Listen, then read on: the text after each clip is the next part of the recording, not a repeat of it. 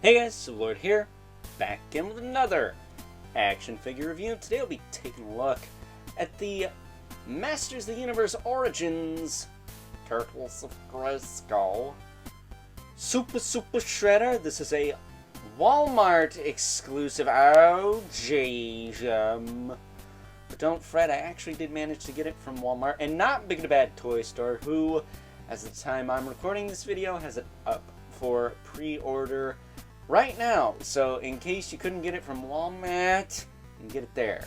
That said, this of course brought to us by the fine folks over at Mattel, and listen, I think we're all sick of this line at this point, so I'm going to try and make this video as short and sweet as possible, but full disclosure, I actually like this figure quite a bit.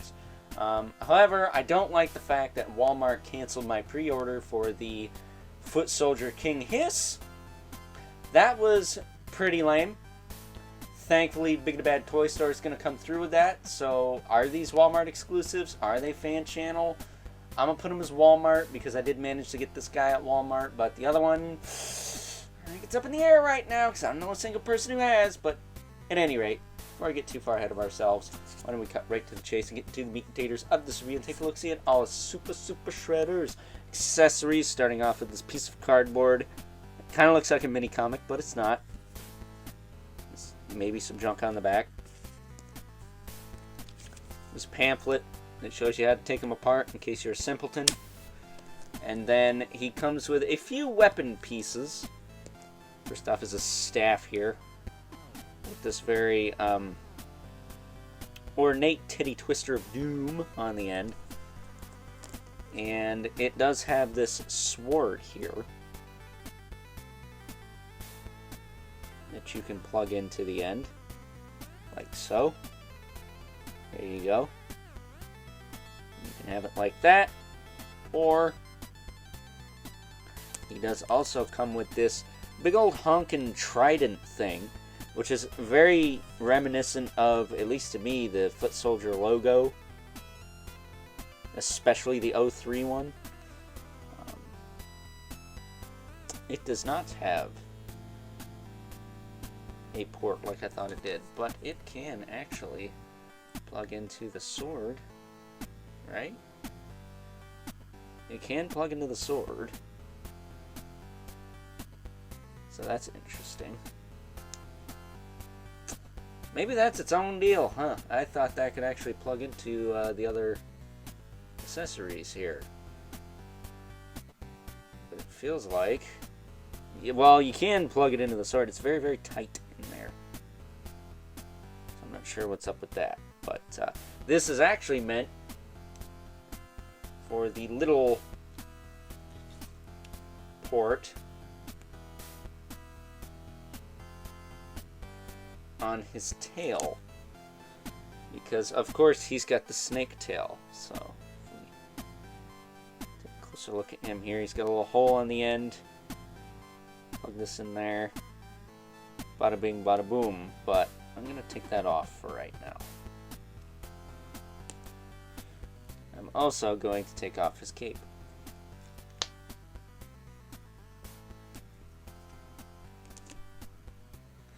And pop his head on without it.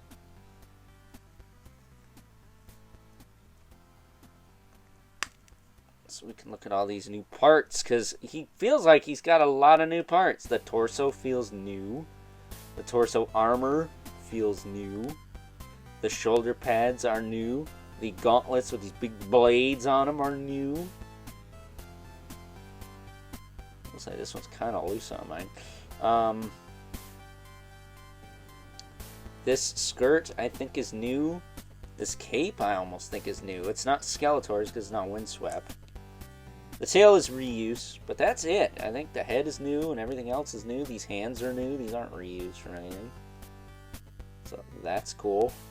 But yeah, fairly impressed with this guy.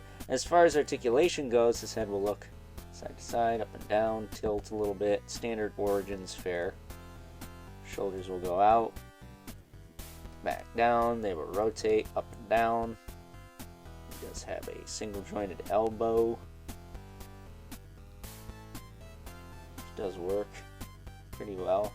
These things, I don't know if these can slide off without popping the forearm off, because you can't really get them past his forearm here. Actually, this one I can. Never mind.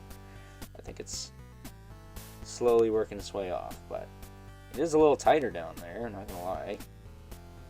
Might be worth doing that, if you so choose, just to get these things a little less loosey-goosey, because up here they are kind of loosey-goosey. This one's a lot more loosey-goosey than the other one, though, so I don't know what's up with that. But he does have, again, elbow hinge with a swivel hinge wrists, waist twist, and then the tail is segmented in all the ways that this tail is. I'm not gonna futz with that. I don't care for these tails at all. In fact, I think they're quite abysmal.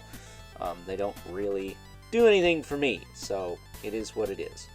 That said, I really wonder how you can get these off without like, popping the arms off at the forearm here, or the elbow, because they are pretty locked in there.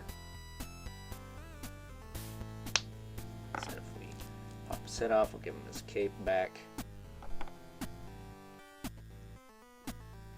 Long story short, though, for a deluxe release, considering how much we got with freaking Necroconda a while back, it would have been nice if this guy had a pair of legs. I thought he came with a pair of legs. He does not.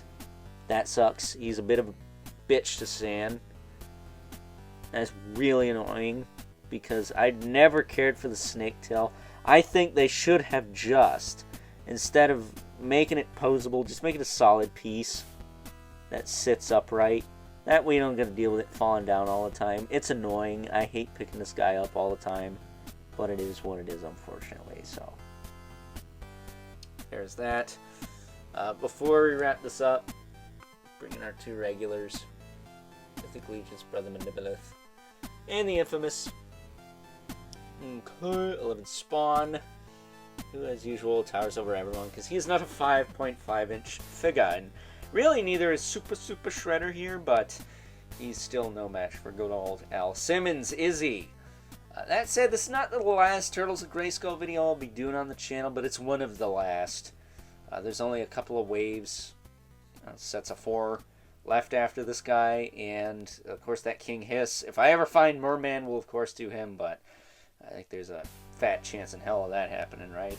I think there'll be a cold day in hell before that happens. So, with that being said, it is time now that we move right along and wrap things up with some final thoughts.